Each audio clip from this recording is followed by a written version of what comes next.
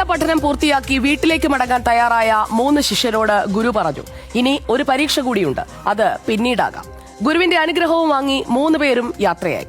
കുറെ ദൂരം ചെന്നപ്പോ വഴിമധ്യേ മണ്ണിടിഞ്ഞു കിടക്കുന്നതാണ് അവർ കണ്ടത്. ഒന്നാമൻ പറഞ്ഞു, ഇത് മുറിച്ചു കിടക്കാൻ ബുദ്ധിമുട്ടാണ്, അതിനാൽ ഞാൻ വഴിമാറി അപ്പുറത്തുള്ള വഴിയിലൂടെ പോവുകയാണ്.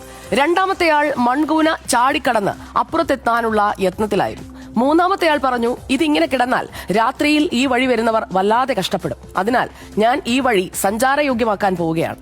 അപ്പോഴേക്കും ഗുരു അവിടെ എത്തി. മൂന്നാമത്തെ ശിഷ്യനോട് അദ്ദേഹം പറഞ്ഞു, അവസാന പരീക്ഷയിൽ നീ വിജയിച്ചിരിക്കുന്നു, അഭിനന്ദനങ്ങൾ.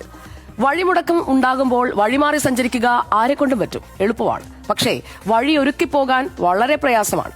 വഴി മുടങ്ങുമ്പോൾ തിരിച്ചു പോകാതിരിക്കുന്നതും വേറെ ഒരു വഴി കണ്ടെത്തുന്നതും നല്ലത് തന്നെ. പക്ഷേ പിന്നാലെ വരുന്നവർക്ക് വേണ്ടി കൂടി വഴി ഒരുക്കുന്നതും പാത സഞ്ചാരയോഗ്യമാക്കുന്നതുമാണ് ഏറെ മഹത്തരം.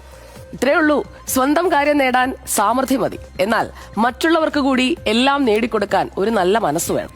ഒരു സാഹചര്യത്തിലും നാം വഴിമുടക്കികളും ആവരുത്. ആവതും വഴിയൊരുക്കുന്നവരായി വേണം നമ്മൾ മുന്നോട്ട് പോകാൻ. അതിനായിരിക്കണം നമ്മുടെ താല്പര്യവും പ്രയത്നവും.